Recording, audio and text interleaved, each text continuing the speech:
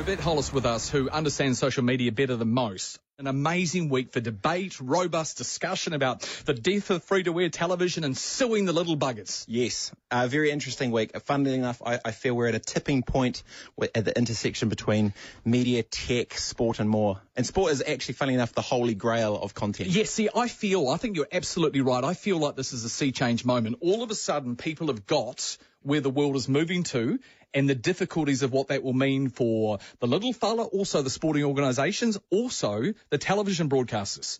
Top to bottom.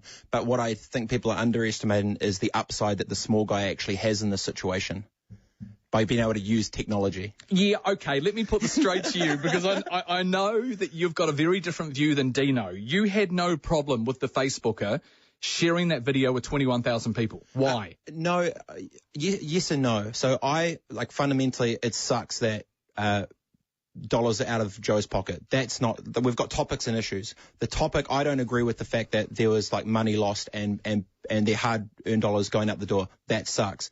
But that actually isn't the topic. The issue is the fact that technology's fundamentally just crippled and crumbled the entire way that we currently consume media and stuff. And funnily enough, it's the guys at the top who aren't moving fast enough to be able to cater to the demands of the public. So did Juco get it wrong by not streaming that fight?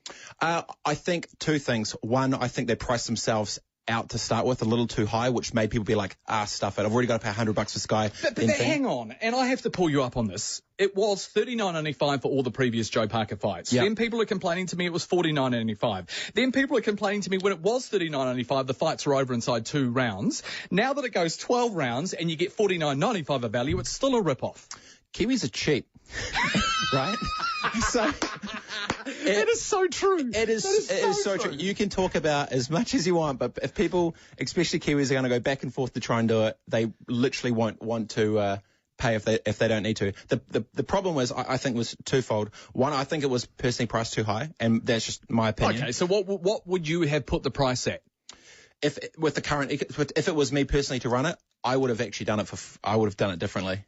Okay. Yeah. This is going to get really interesting. It is. So with the old model that's currently working, I think maybe they priced up, and it would have been too much of a dramatical shift to just give it away for free.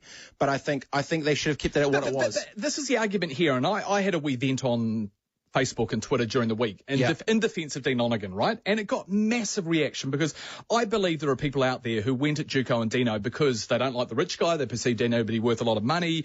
Dino's a straight shooter. In fact, I think he's the only person in New Zealand, Robert, who doesn't get affected by any negative criticism. He's about promoting his sports event and all of it. But his argument is this. It would have cost us and did cost us $2 million to put the fight on. Second point to consider, from my understanding, and I'm getting this confirmed, the last training camp for Joe Parker alone cost $75,000 US, right? Bringing back Kevin Barry, putting him in business class, all of it. So who pays for that if they're not getting $59 or $50 back in return, pay-per-view?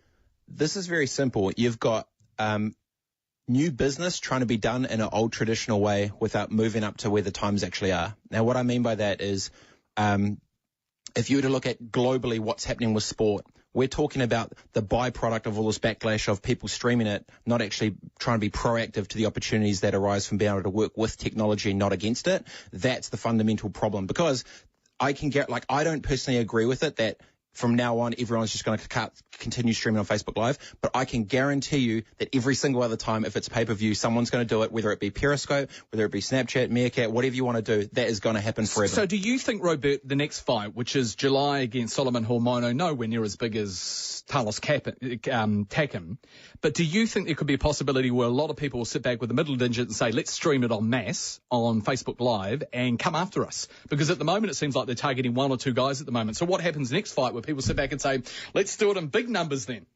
That is 100% going to happen. I guarantee you that there's going to be multiple live streams on Facebook. There will be multiple streams on Periscope. There's going to be screencasting's already been doing this for, it's just been not talked about, but this already exists globally. So all that's happening is that what's been happening on the laptop and the PC is now come into the cell phone and the mobile device. But what the differential is, people are doing it from their home. One person's paying for it at home and streaming it, opposed to being actually at the spot. Now, the danger bit that's actually coming more is Facebook's just opened up their API for developers around Facebook Live, which means that within the next 12 months, there's probably nothing stopping you plugging from your TV straight into your laptop and then everyone watching the actual broadcast, not a screen on screen. So how does that work legally then? I mean, it doesn't. It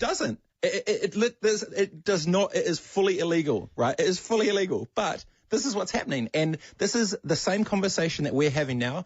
If we replace the words of TV or sport and rewind 15 years ago and said music, Napster, it's the same thing. We are going through what music went through for broadcasting right now. So what happens then for broadcasters now, like Sky, who are sitting back and they're perceived to be the big bad monster at the moment, charging money, as you say, plus a pay-per-view fee? What happens to them knowing, for example, I had Jake on the radio last weekend, Robett, who rang me, a very sensible talkback caller, said he can access All Black test matches through illegal streams in about 2 minutes. Yep. I wouldn't have a clue. Is that about right? If I said to you now, you could access any sport in the world, could you? Yes. I'm not going to say what to Google because I don't want to encourage what's been happening. But if you were literally to type into Google stream free XYZ, the algorithms from the other end, from the PC laptop side, can already pull that information in. So that's why this conversation is really interesting, because people don't actually truly grasp what's happening in media. It is not only at an intersection between the streaming and the broadcasting, but there's all these other layers that are around it. The biggest part being around, you've got big cruise ship mentality platforms and media broadcasters trying to go against the small speedboats, which are just, literally getting a cell phone, chucking it up, and then 100,000 people see it. But let me leave you with this. It's been a really interesting conversation. It's going to be a dynamic industry, no doubt about it. Where are we going to be, you and I, if we sat down in 10 years' time, same studio, same bat channel? Yep. What will sport look like in this country? I think it's going to be 10 times bigger than what it is now. And I say that because if you take any other type of I think I'm talking about live sport. Live sport will forever be the holy grail of content in the world forever. It's no longer like where, hey, I want to watch, a Shortland Street or this and that. People are watching it on their time, how they want, when they want. But you can't take away the real-time interaction around sport. Full stop. So the value of sport globally is going to, if you even look at what the All Blacks are doing, being able to travel overseas, they're doing stuff in Chicago, what all the other NBA are doing global matches around, sport is being globalized and technology is flattening it to enable access for everyone. So what's actually going to happen is more and more people are going to be consuming the content, but we need to understand that the current model is so broken that we're talking about the byproduct and the flare-ups of what technologies enabling others to do instead of actually working with it to enable themselves. So to wrap then, your view on this week, the debate around all of this has been a game changer for New Zealand. 100%. For New Zealand. Globally? Yep. No. This is we could be saying this a year ago if we were in the States. But it comes down to the value for Dean and for anyone, the All Blacks, everyone. They own the content. It has been smart about how to use that content because people are going to want to see it more and more and more. The worst thing in this situation is that in this last week, Joseph Parker lost money. That sucks. And that piece isn't good enough because it was stuff outside of his control. Now, if you look everywhere else, come 12 months, if we're having this same conversation, there's a lot of people that aren't doing their jobs right.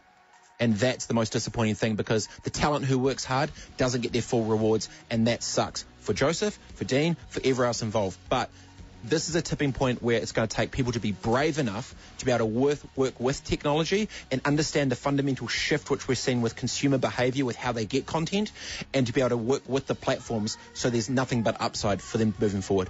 Amazing times. Good to see you, bud. Sure, buddy. Thanks.